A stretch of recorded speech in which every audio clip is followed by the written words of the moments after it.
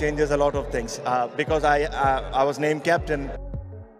শেষ লড়াইটা ছিল মনোমুগ্ধকর, যেখানে বাংলাদেশি সাইলেন্ট কিলার মাহমুদুল্লাহ রিয়াদ এবং পাকিস্তানি বিধ্বংসী ব্যাটার ফাহিম আশরাফের দুর্দান্ত এক ইনিংসে ভর করে বিশাল জয় এনে দিয়েছে ফরচুন বরিশালকে। দেখিয়েছে নিজের অভিজ্ঞতা, দেখিয়েছে কিভাবে দলকে জেতাতে হয়। তামিম ইকবালের বিপক্ষে এনামুল হক বিজয়ের দুর্দান্ত লড়াই। সত্যি অবিশ্বাস্য ছিল এই অবহেলিত ইয়াসির রাব্বির। দেখিয়েছেন ব্যাটিং নৈপুণ্যতা, দেখিয়েছেন 4 ছক্কা কিভাবে গ্যালারিতে পার করতে হয়। টসে জিতে প্রথমে ব্যাট করতে নেমে বড় ধাক্কা খেতে হয়েছিল দুর্বার রাজশাহীকে। কাইল মার্সের বলে প্যাভিলিয়নে ফিরতে হয়েছে জিসান আলমকে 0 রান করে। এর পরপরই অবশ্য পাকিস্তানের হারিসকেও কাইল মার্সের বলে ফিরতে হয়েছে। এরপরে এনামুল হক বিজয়ে দলের অধিনায়ক এবং ইয়াসির রাব্বির দুর্দান্ত ছিল।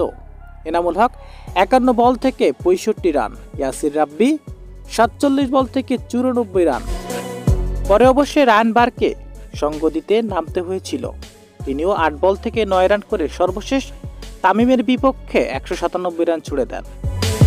জবাবে ব্যাট করতে নেমে জিসান আলমের দুর্দান্ত ডেলিভারিতে এলবিডব্লিউর ফাঁদে পড়ে যান নাজমুল হোসেন শান্ত। এরপরে দলের অধিনায়ক তামিম ইকবালকেও ফিরে যেতে হয় দলকে বিপর্যয়ের মুখে রেখে। আজকে অবশ্য তাওহিদ হৃদয় 23 বল থেকে 32 রান করে।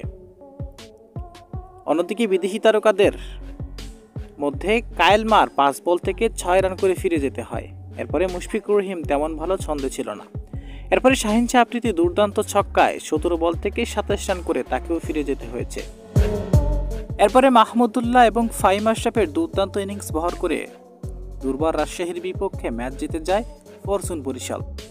তবে ম্যাচ জয়ের পর মাহমুদুল্লাহকে নিয়ে একটু প্রশংসা করতে ভুল করেননি তামিম ইকবাল। তিনি বলেন, মাহমুদুল্লাহ সত্যি আজকে ম্যাচের মোড়টি ঘুরিয়ে দিয়েছে, তিনি না হলে আজকে হয়তো আমরা জয় দেখতে পেতাম না। তো দর্শক, এবারে বিপিএল আপনি কোন দলকে সাপোর্ট করেন জানিয়ে দিবেন আপনার মূল্যবান মতামতটি। ধন্যবাদ।